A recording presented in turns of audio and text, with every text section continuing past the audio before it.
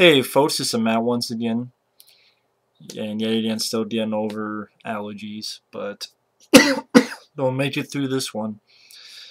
I had reviewed this film before, and it's still up on my channel with some nice extra stuff at the beginning of the film. If you want to type up The Golden Child on my channel, then you'll find the old review, and again there's some fun extra stuff at the beginning of that video if you guys want to check that out. But like I said, this is the month of my birthday, wanting to check out fun comedies that I grew up with when I was a kid. This is still, without a doubt, one of my favorite comedies of all time. This is literally one of my favorite comedies of all time. It's my all-time favorite Eddie Murphy film. I don't care what anyone's going to say. It's my personal favorite. I love Beverly Hills Cop 1 and 2. Love 48 Hours. I like Another 48 Hours. I can watch Coming to America. I can watch Trading Places. Best Defense Sucks. I love Metro. Fuck the Night Professor films. Fuck Norbit. Fuck Imagine That. Fuck Meet Dave. Fuck Pluto Nash. Fuck 1,000 Words. Fuck almost everything he's done in the past 20 years. I said almost. Because, I'm sorry, anything Eddie Murphy has done in the past 20 years is not even close to this film. And I know people say, what about Night Professor? I'm sorry, the Night Professor films to me is a bunch of fat jokes and fart jokes. The Night Professor films. Fat jokes and fart jokes, and Eddie Murphy playing as many characters as he can, and that's not what I look for when I see Eddie Murphy. I look to see his mouth, his wit, his wise ass, wisecracks, him using his improv, and my favorite film he's done is this, The Golden Child, the most underrated film the guy has done. I was going to think that Metro is his most underrated, but at the same time, this film still gets shit on. It still gets crapped on. It's the film in the 80s that I don't think deserves any amount of crap, and if you don't like the film, that's fine. I just will never understand why. The Golden Child, to me, when you watch this film, you watch it for Eddie Murphy, and Eddie Murphy, he is the real golden child of this movie, because he is absolutely fucking hilarious in this film. This has so many wonderful one-liners and wisecracks that I can think of at the top of my head that are just embedded in my memory, like, want the knife? Let them ask again. I want the knife. Please. Or, this is like a big joint. Yeah, I think you had 2 of those, but then you smoked one when we got here. You better stop smoking scrolls. Put this away before some Rastafarian comes up to steal you. I mean, I will go on this, and that's what I did when I did my last review, which again is still up, because I love this film so much. And even Eddie Murphy doesn't like the film, and the film, it was directed by Michael Ritchie. This is the same guy who did Fletch and Fletch Lives with Chevy Chase. He did the original Bad News Bears. I believe he did The Island with Michael Caine. He's no longer with us, Michael Ritchie, but he did quite a few films, and for me personally, this is my favorite film Michael Ritchie has done. This film, it's widescreen, but it's a bare bones movie from Paramount, because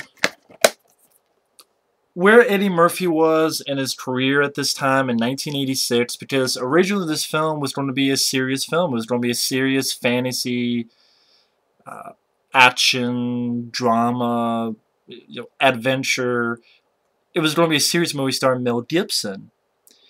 But then Mel Gibson turned it down, and then at one point John Carpenter was going to direct this. But then he turned it down, and of course, what other film came out in 1986? Big Trouble in Little China, which I love Big Trouble in Little China. So we got 2 great films with sort of similar themes.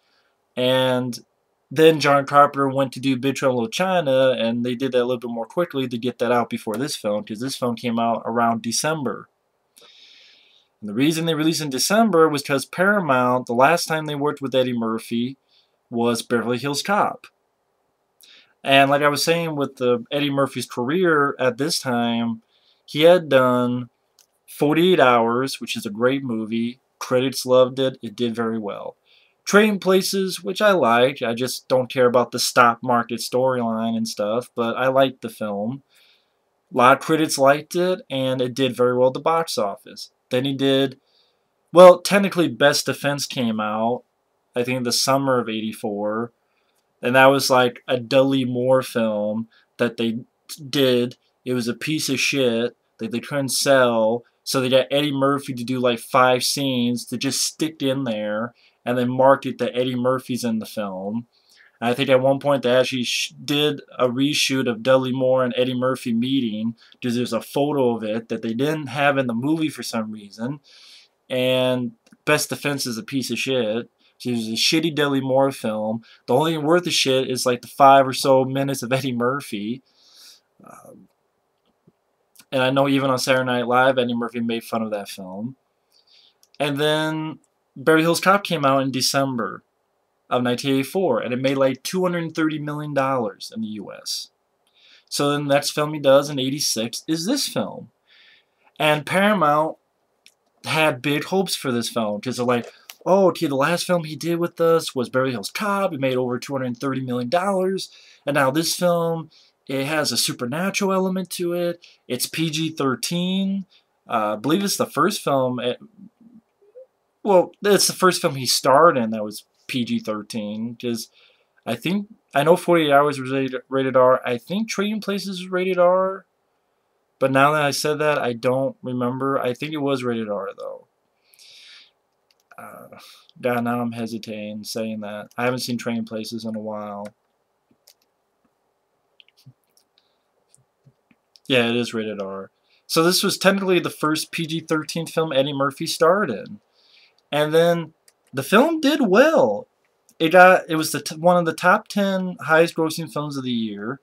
It made about $80 million. It had like a $25 million budget. But Paramount goes, oh, this is a disappointment. Because the last film Eddie Murphy did with us that came out in December, around the same time, was Beverly Hills Cop, which is $230 million. But this film only made $80 million, and it's a PG-13 movie. So that's a disappointment. It made us money, but it's a disappointment. Sorry, Eddie Murphy. Plus, critics didn't really like this one as opposed to the other ones. They liked 48 Hours, and they liked Beverly Hills Cop, and they liked Trading Places, but they didn't really like this one. Sorry, Eddie. And then after that, Eddie Murphy had Beverly Hills Cop 2, which I enjoyed. That was a big hit.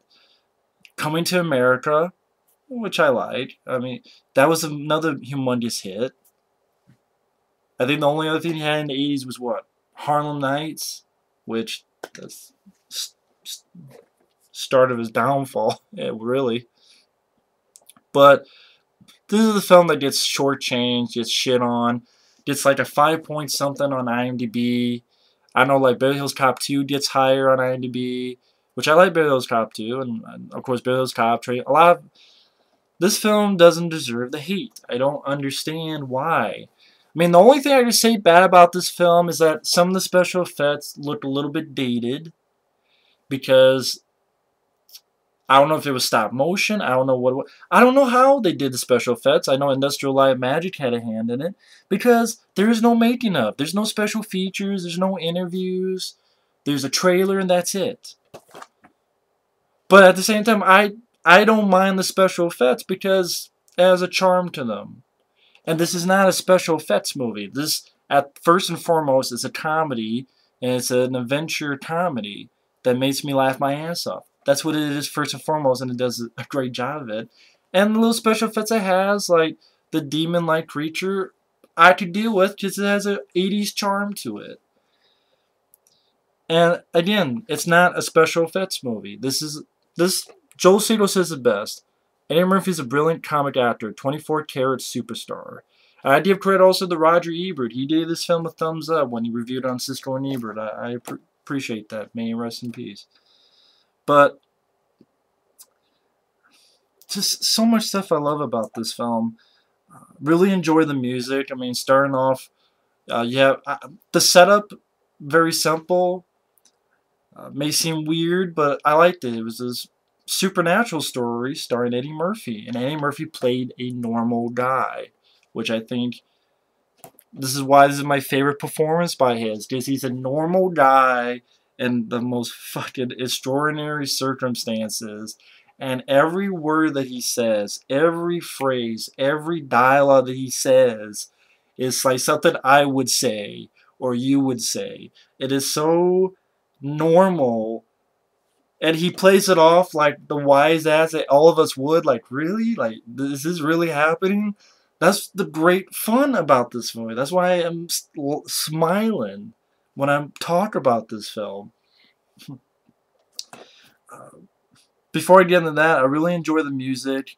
I know that another composer had done sort of an orchestral music for the film, John Barry, but they decided to go with what's the guy's name? Michael Colombier, sort of a synth pop score, and I prefer the symphonic pop score. I prefer that.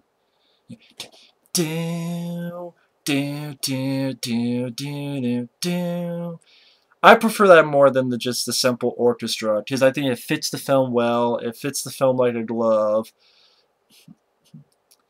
This is the same guy that I guess helped do scores for The Money Pit, Cop with James Woods, New Jack City, Purple Rain, Deep Cover. I really enjoyed his score. And the songs like, I believe it's Ann Wilson's, Best in the World. And also there's a song by a band named Rat, Body Talk, it's your body talk. Okay, I don't know the exact lyrics to the songs in the film, but you have this child, this golden child, who is sort of the one that will bring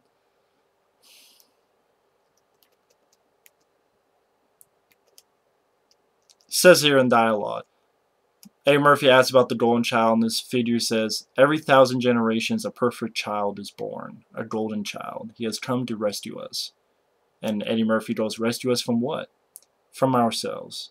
He's the bringer of compassion. If he dies, compassion will die with him. And then the world will become hell. So it's end of the world type stuff, where it's in Tibet. At the very beginning, Charles Dance is our bad guy. Sweet Brother Numsy.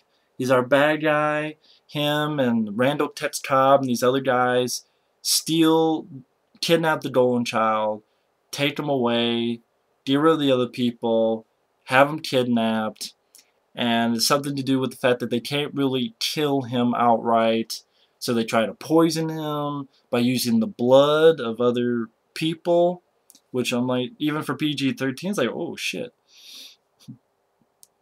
And on top of that, then later on you just do with this special knife and sort of supernatural occurrences.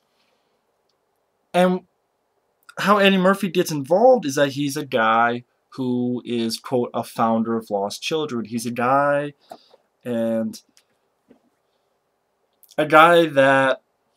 puts up posters for missing kids, and that's something I like about this character. This character, he's a very likable character, he's a very charming character, he's a very funny character, but he's also a good person. I mean, his job alone, he's a founder of lost children. Like, he's going on this TV show trying to get people to know if you've seen this person, and then this dumbass host is cutting him off all the time, then wants to go to this guest of this fucking Teddy Tortoise, whatever the fuck.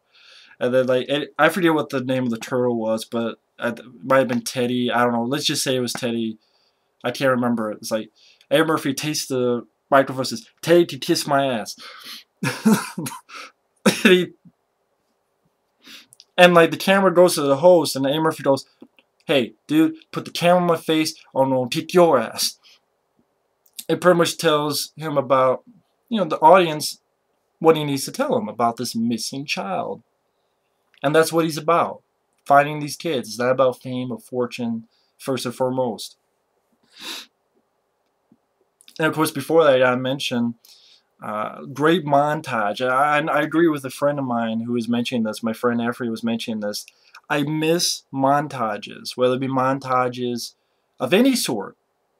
Say, when you get the opening, just where you find out what the bad guys are doing, you get an opening montage of that song, "The Best Man in the World," playing, and Eddie Murphy going off, and you see, the Hollywood Hills, and Eddie Murphy putting up posters. He's messing with the guy, and the guy like hits Eddie Murphy in the arm, gives him like a dead arm, and walks away. And he's looking over a guy who's reading a magazine, and he goes, "Butt pie," because the guy's reading this butt pie. It's like, I'll get the correct quote because I know it's here. It's like, "Butt pie. It's the secret of the bestseller butt cake." It's a whole magazine, the butt with cake over. Chunky asses? Just giving the guy a hard time for what he's reading. And like again, you get that scene there with on TV.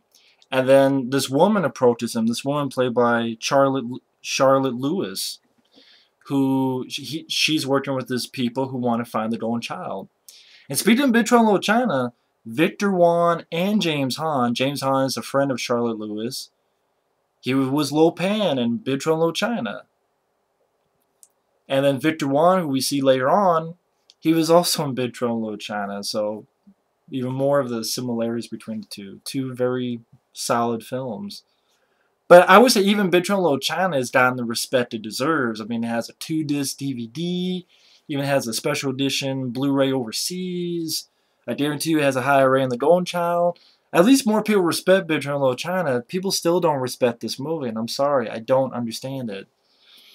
Eddie Murphy playing a normal character who behaves like anyone else would in the circumstances. That's what I thought Vampire in Brooklyn was going to be. This film, Golden Child meets Fright Night. But no, instead Eddie Murphy wants to play a couple different characters and be the fucking bad guy and not be funny, and then the movie's a piece of shit. But that's what he like. Charlotte Lewis comes up, and Eddie Murphy's like, "Yeah, I love kids." "Hey, Chandler, give us the ball." "Shut up!"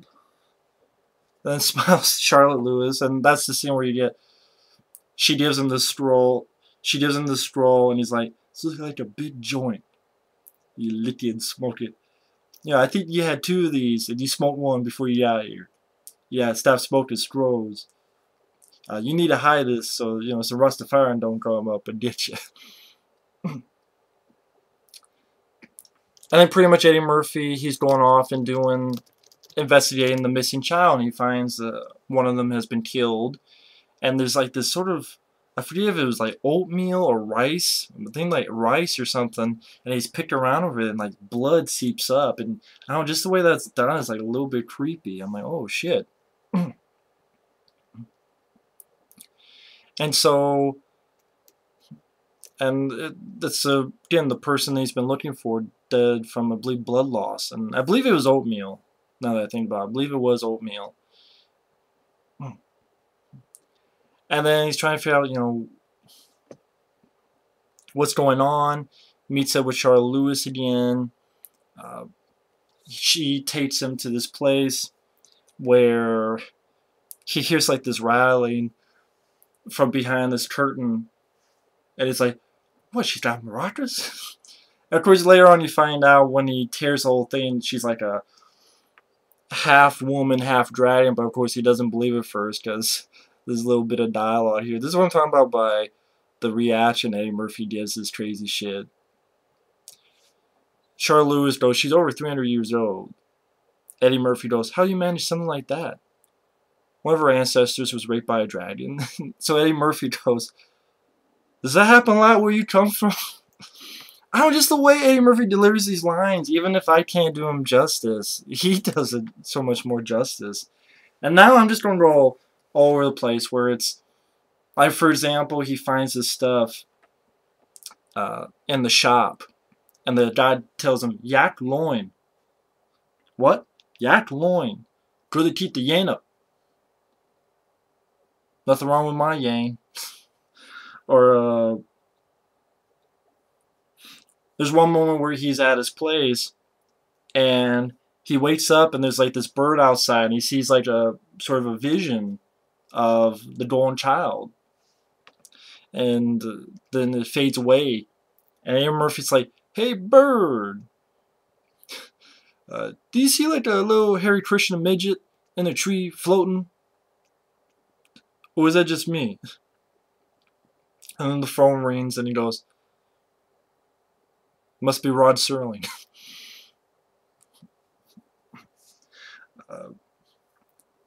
You have other stuff where he finds out that the girl that was taken and killed, she was involved with this motorcycle gang. He goes to investigate, and he gets trapped there, and then Charlotte Lewis comes in. You find out Charlotte Lewis is actually not a damsel in distress. She's actually her character is a very accomplished martial artist. She's flipping and kicking these guys' ass. And I remember a little bit before that where the guy's giving Eddie Murphy some shit. He's like, please, got a bunch of Tic Tacs. Take as many as you want, please. And just Charlie Lewis just kicking ass. And then when Eddie Murphy gets out, he gets to kick some ass too. So it's cool. You get to see Eddie Murphy kick some ass. I even like his outfit. I like the hat he has and stuff like that. And that's where you have the song Body Talk by the band Rat. Great song. Fun sequence. And pretty much them investigating, trying to find the golden child. Like there's one moment where he finds a guy, and she comes up and does her flips again. He's like, how do you do that? With the flip. And they chase this guy out, and of course Charles Dance comes up and kills the guy. But when Eddie Murphy finds him dead, then Charles Lewis finds him dead. And Charles Lewis, like, what happened? He's like, I don't know, maybe the guy cut himself shaving. Like, I'm serious, I don't know. I mean, maybe he knew I was coming and got scared and killed himself. Do you buy that? She's like, no. Me neither. I don't know, just everything that Eddie Murphy does in this. Like when he has to go to Tibet. Or even before that, when he invites her in, where he says, oh, you should listen to me. I am the chosen one. Like he's just not taking it seriously because it's such a ridiculous concept. That's what I mean by him giving such genuine reactions to it. Even later on, of course, Charlotte Lewis becomes the love interest, which I buy in this movie. I buy it. I thought they worked well together, and I thought Charlotte Lewis, she did a very good job. And she wants him to go to Tibet because one thing leads to another, and they, well, I gotta mention also, like, at one time, Eddie Murphy has his dream, because you find out Charles Dance is the main bad guy. He's working with hell, devil, demons, whatever the hell you want to call it. And that's when, like, Charles Dance does this kind of cool thing where he burns him on the arm, and I kind of like the effect. But just Eddie Murphy's reaction is like, well, you know, this is my dream, so I can do anything I want. So what I'm going to say, from my heart, kiss my ass.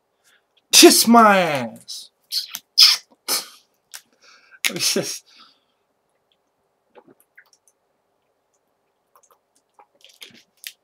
And that's where he's told pretty much to get this dagger, this special dagger, into bed. And long story short, when after the night where obviously Charlotte Lewis spends the night with Eddie Murphy's like, is that the bed?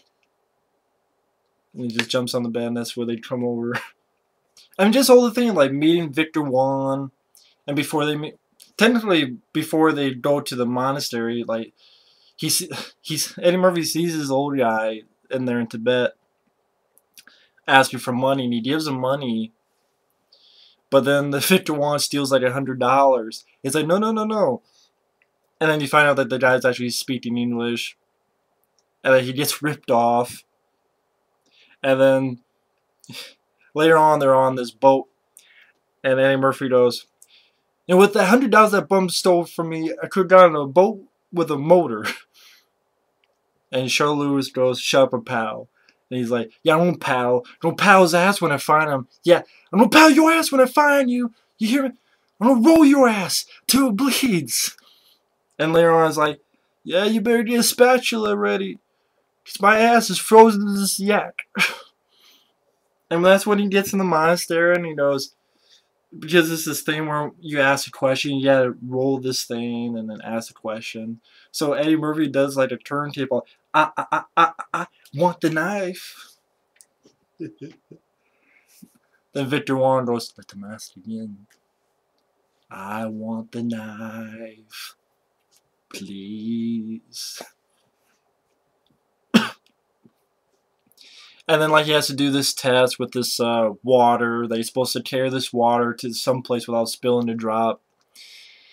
And, you know, keep your thought as pure as the water. Hey, this water ain't really that pure. Well, neither are you.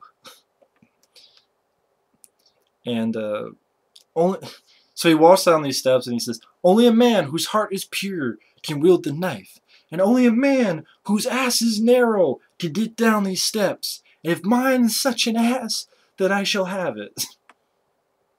And then I love the scene where it's this scene here that leads up to this where it's like all these like totem poles that he's got to step on without dropping this water. And he looks down, he's like, oh, there's no ground. Wait a minute. There's a ground. See, you want me to get scared and think that there's no ground. But see, there's a ground. There's a ground, Monty. And he gets a coin and flips it. And he's like,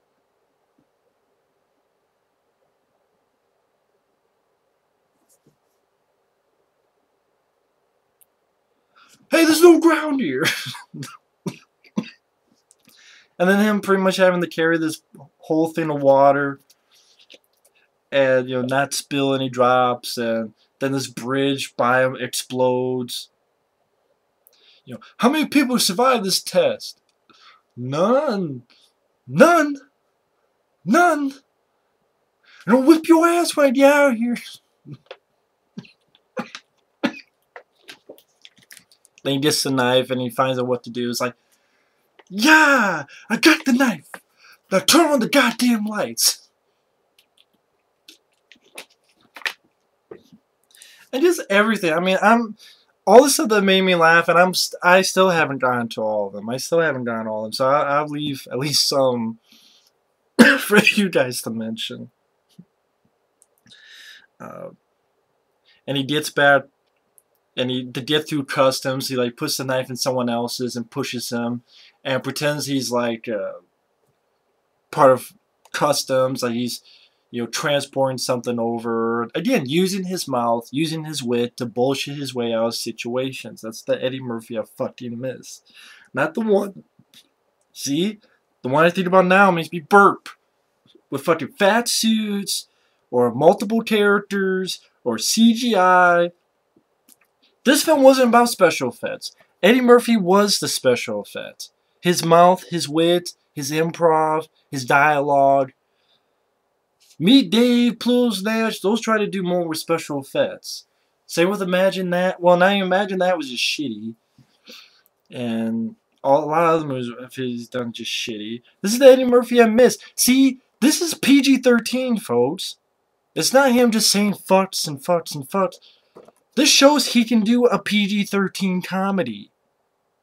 And I would say this is kind of a family kids film. I saw this as when I was a kid. And hey, I saw this with my family. And this is the kind of family films he should have been doing. Like The Haunted Mansion, fucking Vampire in Brooklyn, should have... That could have been R-rated Fright Night meets Golden Child and him just being a normal guy. But no, he lost his fucking passion or he lost his way and it's just fat suits, fart jokes, CGI, or playing 10 different characters. Fucking Norbit was a fucking hit. Bigger hit than this, and that's bullshit. Pisses me off.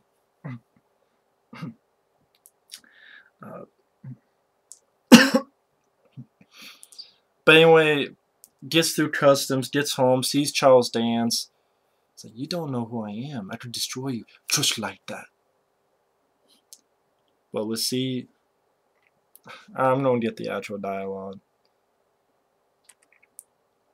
You have no idea who I am, who are you? Yes, you're Sardo Numsy. Look, I don't care who you are. I do care that you killed that little kid, though. You know, I could destroy you just like that.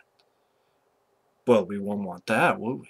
Listen, bring me the boy, I'll give you the knife, and then no one will have to be destroyed just like that. My dear sweet brother Numpsy has forgiven me. It's just, I just love the fact he comes with my sweet brother Numpsy. And more stuff happens. Charlotte Lewis gets hurt, mortally wounded, and they go, if you can get the Golden Child there at an amount of time, so there's a deadline, she can be saved. Finds out where Golden Child's at, rescues him. Granted, that sequence I think could have used maybe a bit more action. It does seem like he gets the Golden Child a little too easily. That's why one little nitpick I'll say. It does seem like he gets to the Golden Child a little too easily, but yeah, I can let that go because this movie is more of a comedy than an action film. But and it made me laugh every time I see this, it makes me laugh my ass off. That's the makings of a great comedy. And when he goes to Charles Dance, which I think Charles Dance does a great job as the villain, and he has the knife, like, my sweet brother Numpsy. And then that's when Charles Dance turns to this fucking demon. And he's like, I see you're busy right now. Come back another time. And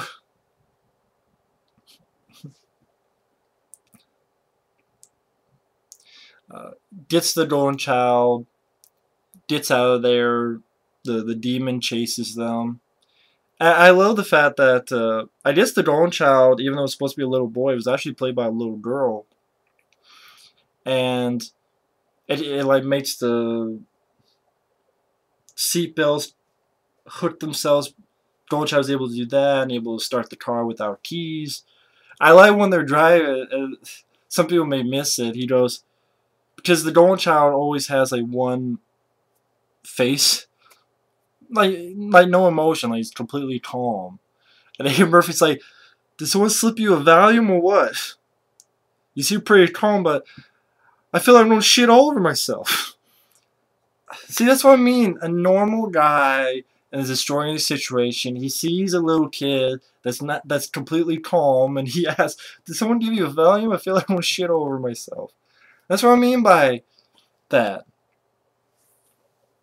They hide into this one area. I forget what kind of area it is, and the whole place is coming down and deals with it a little bit. Then they're able to escape. You have some good physical action with the ground caving in. They go into Charlotte Lewis. It comes up. Eddie Murphy's able to get the knife, plunge it right into the demon, blows up.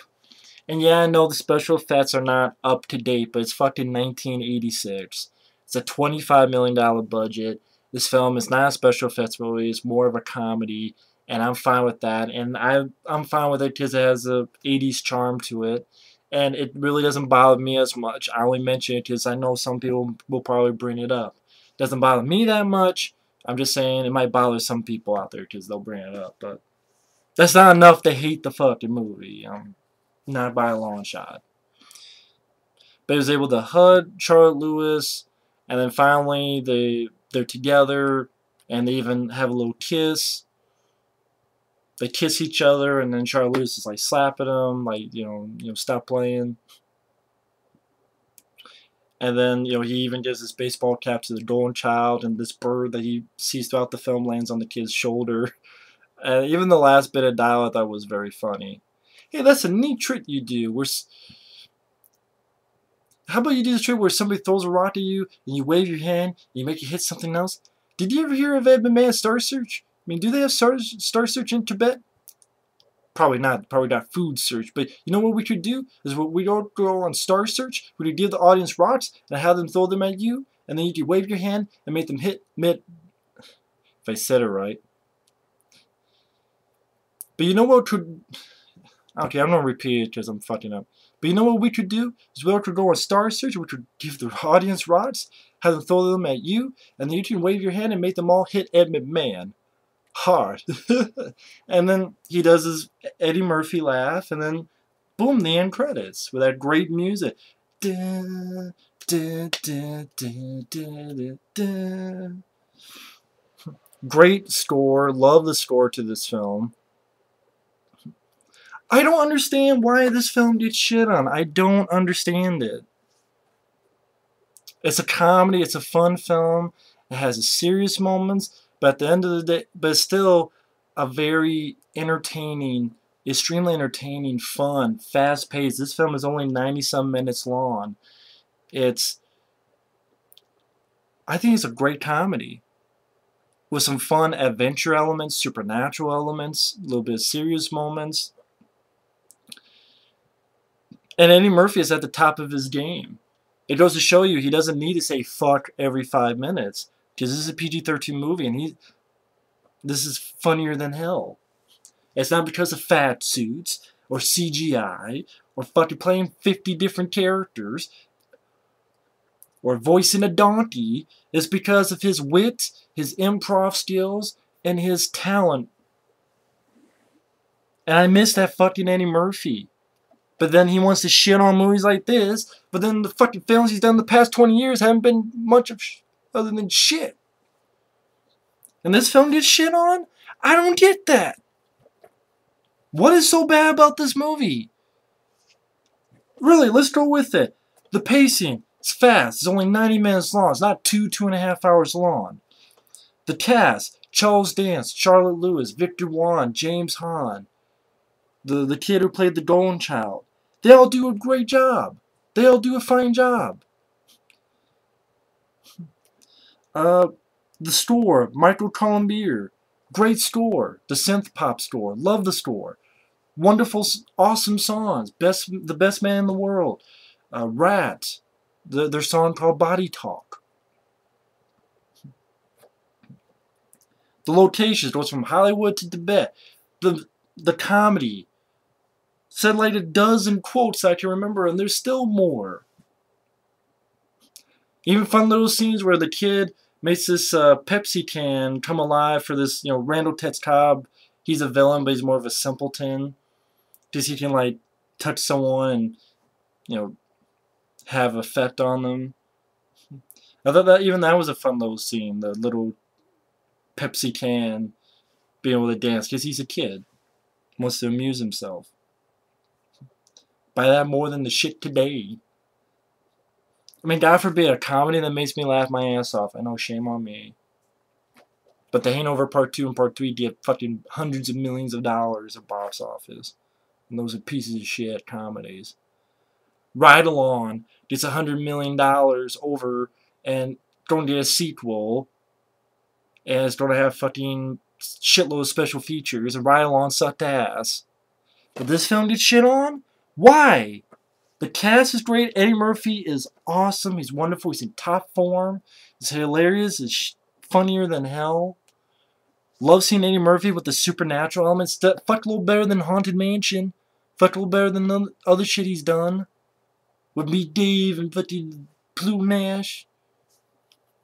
Of course, no one, Plume Nash, one of the biggest bombs ever, so it's not like there's much to compare.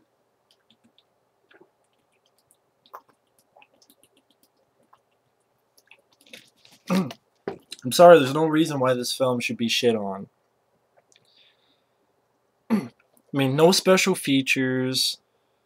Even the I Love the 80s, they kind of shit on this film, which pissed me off, because I don't fucking understand it. I don't get it. What is so bad about this movie? Yeah, Eddie Murphy playing a normal guy in extraordinary circumstance, and he does a bang-on, full-on job. And people are like, well, the only thing good about the movie is Eddie Murphy. Well, Eddie Murphy is in almost every fucking scene of the movie. It's the one little scene at the beginning, and then, like, count on one hand how many scenes he's not in. He's in every fucking scene, and every fucking scene he hits a home run. So if you go, well, Eddie Murphy's the only good thing, then it's a good movie. He's in every fucking scene, and he knocks every fucking scene out of the park. Hell, there's one I almost forgot. There's the one with the... I gotta mention this one. Before he goes to the bikers, I'll end it like this. I love the film to death. You always know from a 40-minute review. But there's a scene where he before he goes to look what these bikers are doing, he's sneaking around and he jumps into this family barbecue because he has a gun out. He's like, "Be cool, be cool." He's trying to calm them down. I just want some chips. Okay, I just want some chips. Turn that over, man. It's burning. Turn that over, man. It's burning. Just want some chips. He gets away. Just when he jumped in, he didn't realize he was jumping to a fucking family barbecue that's near where these bikers' hideout is. I love this film to death.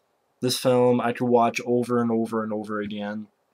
I know if my friends out there like Free or anyone else ever wants to see this film again, let me know. I'd happily watch it with you, because again, this is one of those films I love watching. I can watch anytime, any day. I love this film to death. So this is definitely a film that I was fine watching on the month of my birthday in May. Love this film. Always be my favorite Eddie Murphy film. Great to see him at the top of his game. I mean, this is a PG-13 film, and he's at the top of his game. This shows that you could do it with PG-13, Eddie. So what the fuck has the last 10, 20 minutes? What's your excuse with that shit? With all these shitty family films? Because you had your great wit in this movie, but yet you want to shit on this movie. My sweet brother Numpsy. All the fun stuff in this flick. I don't understand the fucking hate for it. Criminally underrated.